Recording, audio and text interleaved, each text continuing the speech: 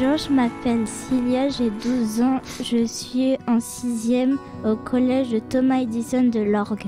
Bonjour, je m'appelle Camilla Morsley, j'ai 13 ans et je suis en 6e B avec Cilia. Bonjour, je suis Axel, je suis AESH Co en Ulysse au collège de l'Orgue.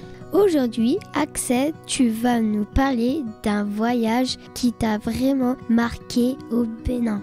Où se trouve le Bénin ?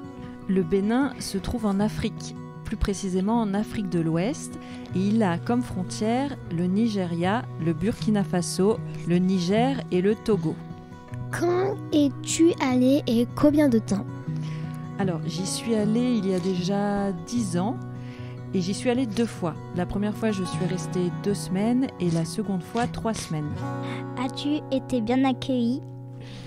J'ai été très bien accueillie, particulièrement la première fois où j'ai séjourné dans un village au centre du pays, un village qui était vraiment familial avec un chef de village, ses femmes et tous les enfants du village.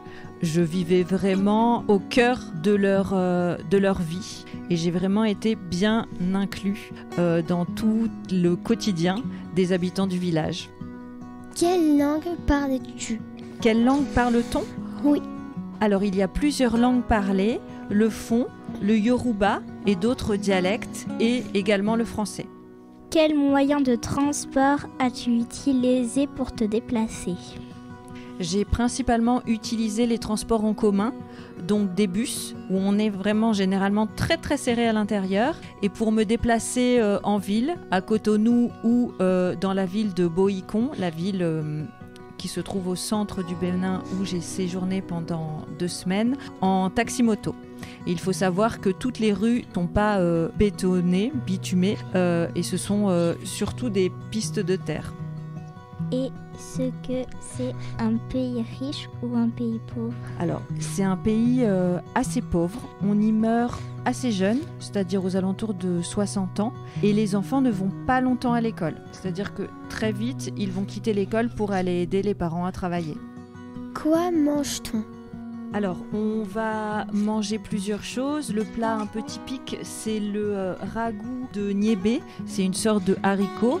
Sinon, tu peux manger de la patate douce frite, des bananes plantains, des beignets à base de bananes plantains, du poisson grillé, par exemple, si tu es au bord de l'eau.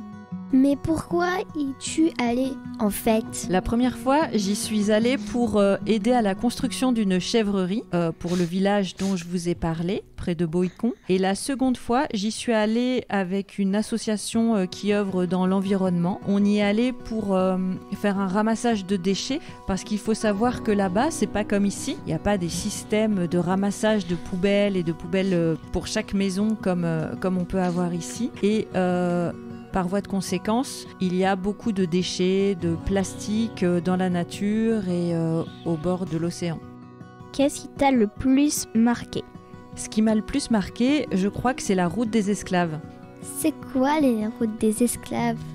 Alors, c'est une route qui retrace les dernières étapes des Africains qui étaient capturés avant d'être embarqués de force sur les navires. Et cette route témoigne de la pratique de l'esclavagisme qui s'étend donc sur 4 km de la place du marché à Ouidah avec l'arbre de l'oubli jusqu'à la porte du non-retour au bord de l'océan, là où les navires embarquaient les esclaves. En fait, le Bénin était l'une des sources les plus importantes de la traite négrière. Ouidah était le principal centre de commerce et d'embarquement. On croit qu'il est quoi au Bénin ?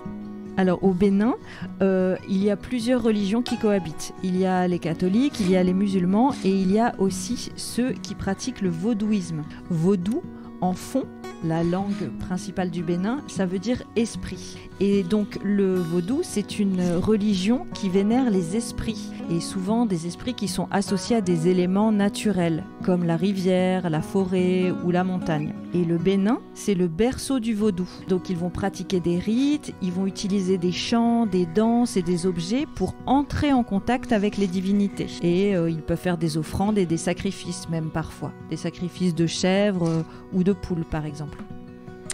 Est-ce que tu aimerais y retourner un jour ? Oui, j'y retournerai avec plaisir et pourquoi pas pour découvrir le nord du Bénin où il y a les parcs nationaux et où on peut observer les animaux tels que les éléphants, les buffles, les hippopotames, les lions, les guépards. Merci pour parler, Axel, à cette chaîne. Merci beaucoup. Merci Antithèse de nous avoir reçus. Merci à d'autres chaînes.